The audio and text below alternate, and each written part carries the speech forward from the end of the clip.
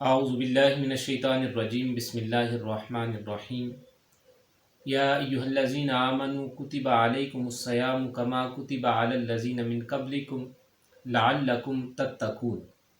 صدق اللہ العظیم۔ الصلاۃ والسلام علیک یا سیدی یا رسول اللہ وعلی آلک واصحابک یا سیدی یا حبیب اللہ۔ معزز سامعین و ناظرین، السلام علیکم ورحمۃ اللہ وبرکاتہ۔ معزز سامعین، آج ارکان اسلام کے ایک اہم رکن روزہ کی اہمیت و فضیلت کے حوالے سے چند گزارشات آپ کے سامنے پیش کرنی ہیں۔ اللہ رب العالمین نے روزے کی فضیلت کے حوالے سے قرآن کریم میں ارشاد فرمایا، اے ایمان والو، تم پہ روزے فرض کیے گئے کما کتب علی الذین من قبلکم، جس طرح تم سے پہلے لوگوں پہ فرض کیے گئے تھے، لعلکم تتقون، تاکہ تم پرہیزگار بن جاؤ۔ تو روزہ ایک تو اسلام میں روزہ فرض ہے، اور دوسرا اس فرض کی اہمیت اس بات سے اجاگر ہوتی ہے کہ اس کا مقصد یہ ہے کہ انسان متقی اور پرہیزگار بن جائے۔ احباب ذی وقار، رمضان المبارک کے مہینے کو شہر المواسات بھی کہا جاتا ہے کہ ہمدردی غم گساری کا مہینہ۔ روزے کا مطلب کیا ہے؟ صبح طلوع فجر سے لے کے غروب آفتاب تک کھانے پینے اور نفسانی خواہشات سے رک جانے کا نام روزہ ہے۔ اور جب انسان اللہ کی رضا کے لیے یہ کام کرتا ہے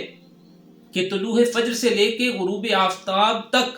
اللہ کے حکم کی وجہ سے کھانے پینے سے رک جاتا ہے، نفسانی خواہشات سے رک جاتا ہے،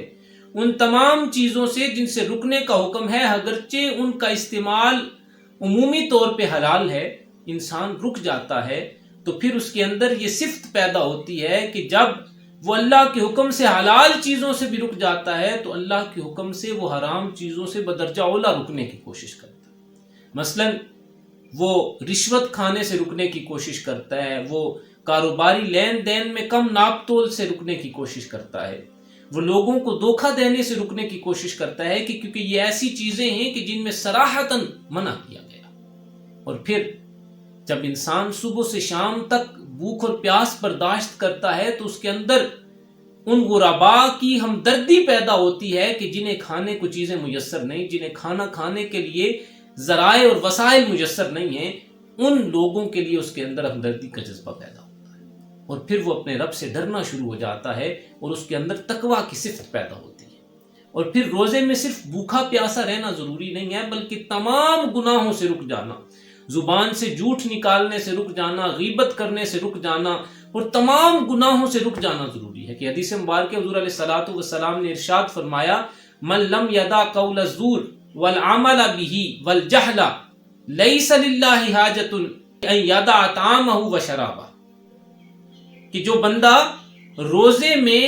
جھوٹ کہنے سے، باطل کہنے سے، بری بات کہنے سے نہیں رکتا، والعمل به، اور برا کام کرنے سے نہیں رکتا، والجہل، اور کسی قسم کا بھی گناہ کرنے سے نہیں رکتا، یعنی جہالت پہ اترا رہتا ہے، گناہوں پہ اڑا رہتا ہے، فلیس للہ حاجۃ ان یدع طعامہ وشرابہ، کہ اللہ کو اس بات کی کوئی حاجت نہیں ہے کہ وہ اپنا کھانا پینا چھوڑ دے۔ تو گویا روزہ صرف کھانا پینا چھوڑنے کا نام نہیں ہے، بلکہ کھانے پینے کے ساتھ تمام اعمال سیئہ سے، تمام برے اعمال سے، تمام بری باتوں سے رک جانے کا نام۔ اور جب انسان یہ اپنے اندر پیدا کرتا ہے صرف، تو پورے مہینے کی پریکٹس کے بعد اس کی یہ حالت ہو جاتی ہے کہ وہ پھر گناہوں کے کام اور بری باتوں میں ملوث ہونے سے گریز کرنے کی کوشش کرتا ہے۔ اس طرح روزہ اس کے اندر تقویٰ کی صفت پیدا کرتا ہے۔ اور پھر رمضان کا مہینہ اتنی برکتوں کا مہینہ ہے کہ حضور نے ارشاد فرمایا، من قام رمضان ایمانا و احتسابا غفر لہ ما تقدم من ذنبہ، کہ جس نے رمضان المبارک کے روزے رکھے حالت ایمان میں اور ثواب کی نیت سے، اللہ اس کے پچھلے تمام گناہ بخش دیتا ہے، اس کے سارے گناہ بخش دیے جاتے ہیں۔ اور پھر حضور علیہ الصلوۃ والسلام نے ارشاد فرمایا کہ حدیث قدسی کا مفہوم ہے کہ انسان کے ہر عمل کا ثواب 10 سے لے کے 700 گناہ تک ہے، اور اس سے بھی بڑھا دیا جاتا ہے، اور روزہ اس سے جدا ہے۔ الصوم لی وانا اجزی بہ، اللہ فرماتے ہیں اس روزہ میرے لیے ہے اور اس کا اجر میں خود دوں گا۔ اور پھر حضور نے ارشاد فرمایا، للصائم فرحتان، روزے دار کے لیے دو خوشیاں ہیں، فرحت عند الافطار و فرحت عند لقاء ربی. ایک خوشی جب وہ افطار کے لیے بیٹھتا ہے تو اسے میسر آتی ہے، اور ایک خوشی اسے اس وقت میسر آتی ہے کہ جب وہ اپنے رب سے ملاقات کرے گا. تو روزہ ایسی اعلیٰ عبادت ہے کہ جو اپنے رب سے ملاقات کا باعث ہے. اور پھر حضور علیہ الصلوۃ والسلام نے ارشاد فرمایا کہ اللہ رب العالمین کو روزے دار کے منہ سے آنے والی بساند جو ہے، جو بھوک کی وجہ سے اس کے منہ سے جو بو پیدا ہوتی ہے، اللہ کو وہ کستوری سے زیادہ محبوب ہے. تو کتنا اجر و ثواب کا باعث ہے یہ روزہ رکھنا.